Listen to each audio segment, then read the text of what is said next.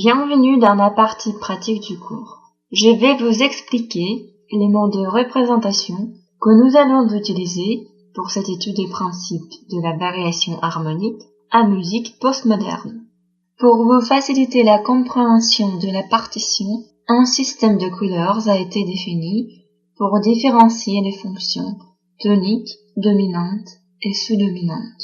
Aussi pour indiquer l'importance de chaque ton dans la structure de l'accord. La couleur noire indique l'accord du premier degré, tonique. La couleur violette indique la sous-dominante, quatrième degré. Et la couleur verte, la dominante, cinquième degré. Ce sont les couleurs des fonctions fondamentales. Les accords de deuxième et sixième degré seront classés dans les groupes de sous-dominantes, les groupes violets. Les accords de troisième et septième degré seront classés dans les groupes de dominantes, les groupes verts. Dans un accord, plus un ton est important, plus sa couleur sera foncée. Par exemple, dans un accord de septième tonique, la fondamentale est représentée en noir, la quinte en gris foncé, la tierce en gris clair et la septième en blanc. De la même façon, il y a un dégradé de couleur verte ou violette dans les groupes de dominantes et sous-dominantes en fonction de l'importance des tons. Pour visualiser le séquence des passages, nous utiliserons un autre système de représentation que sont les graphes.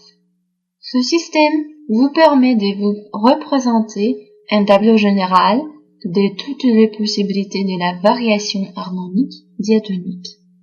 Un graphe se compose de deux sommets, haut et bas, qui représentent deux accords de septième avec ses renversements, et d'une partie moyenne constituée des trois arcs qui représentent le triade, les accords de passage.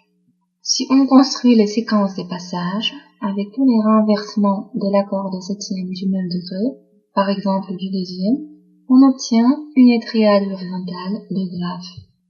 Si on construit les triades horizontales de tous les degrés, et si on les aligne selon les accords des passages communs, on obtient le triade verticale du graphe. Dans cette triade verticale du graphe, nous pouvons passer de l'accord de septième d'un degré, par exemple le deuxième, à l'accord de septième d'un autre degré, par exemple le quatrième ou sixième, grâce aux accords des passages communs.